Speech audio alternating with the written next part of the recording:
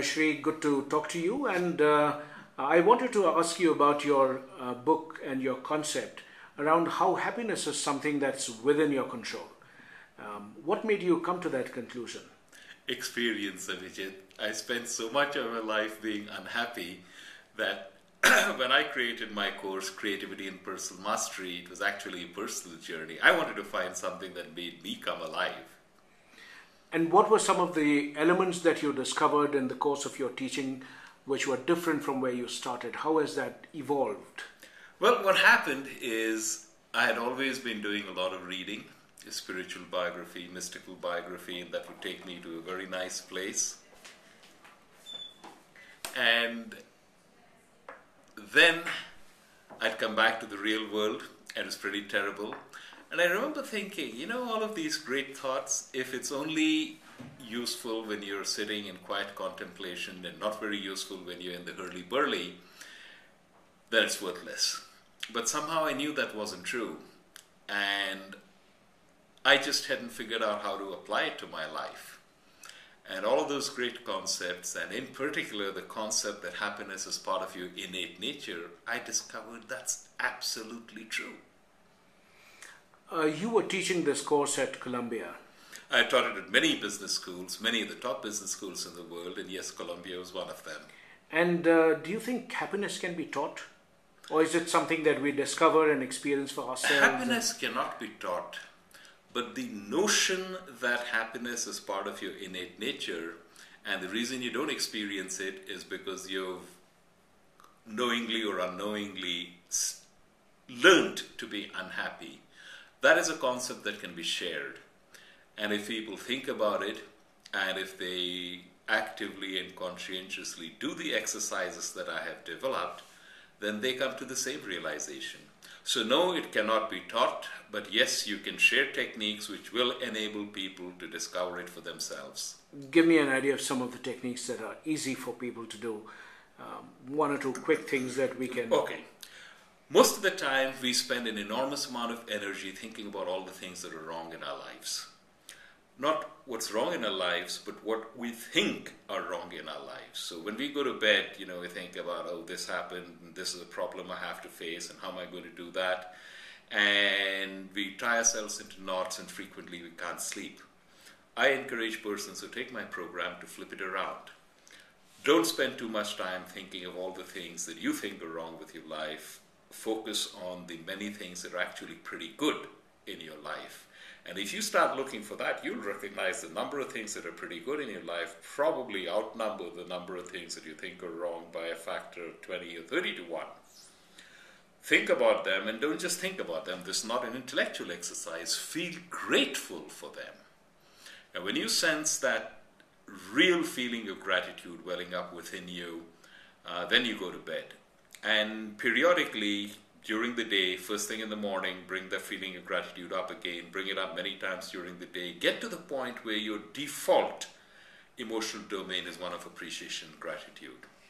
And from that domain, when you then tackle the things that you think need to be changed in your life, you'll be amazed at how quickly you can do it, how little emotional toil it takes in you, and how much better life is all along. That's a simple exercise, but it's enormously powerful. A lot of people feel that things that make them unhappy are not necessarily those within their control. So, this whole notion that what can you do about things which are beyond your control? Somebody may have a huge financial gap which makes them unhappy, or somebody may have a health issue which makes them unhappy. All kinds of things. Let's take a simple one, which is probably many of your listeners can relate to. What happens if you get fired? Now, that's certainly something beyond your control, and you got fired, that's terrible, right? Now, getting fired is something you can't do much about, but how you experience getting fired is something that you can do a great deal about. There was someone who took my program who was working for an investment bank, and he was terminated. He wasn't terminated personally, the entire division that he was a part of was let go. And as he reflected afterwards, Professor Rao, I'm so happy I took your course because, it took me about an afternoon to get back. And then I said, hey, I never really liked my job that much anyway, so this is a great opportunity for me to get started on a new career path. And I looked at my colleagues, and they were in all kinds of trouble. Marriages were breaking up, some of them had nervous breakdowns, and they just couldn't handle it. That is the difference when you have the approach that I'm advocating. Yes, there are things out of your control, but how you experience the things that are out of your control, that's what makes the difference. Tell us about the book that you've written. Happiness at Work. Mm-hmm. Happiness at Work is actually a distillation of very powerful principles. Many of them are drawn from spiritual traditions, but I don't really like to call it a spiritual book. I call it a book that helps make life better for you and gives you deep meaning. You do the exercises and you will discover deep meaning, and in all likelihood your life will change, perhaps quite profoundly. It's written in very short chapters. There are 35 chapters in the book, each one maybe 3 or 4 pages. There's an exercise at the end of each chapter. So dip into it, take whatever grabs you, ponder over it, because the chapters are short but the thoughts are profound, and think about, does it have an impact on my life? Can I relate to that? And if you're like most people, you'll find that some chapters you relate to instantly, and some of them make such a profound impact on you. It's as if someone hit you in the solar plexus, and those are the ones you spend time on. If you keep thinking about it and the implications of that, it will sink into you and your life will change.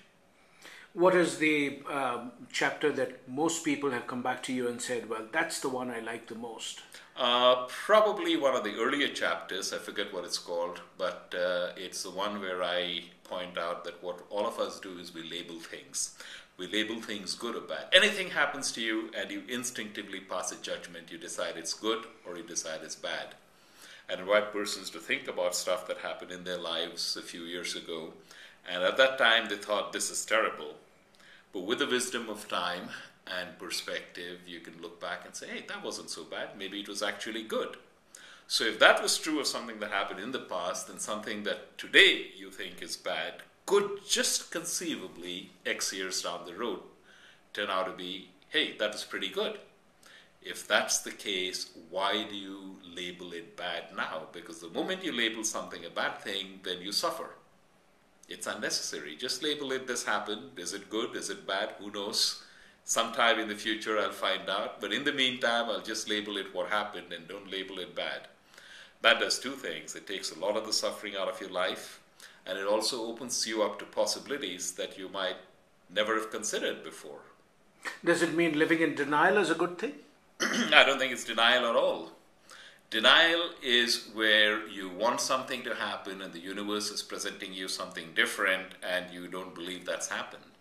My case is the exact opposite of denial. You accept that it happened. You don't deny it.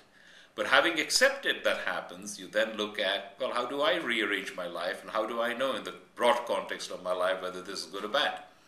I confront reality as I see it, but then I go from there with open eyes. So it's actually the very opposite of denial. Thank you very much, Dr. Rao, and thank you very much for talking to us. My pleasure, Abhijit.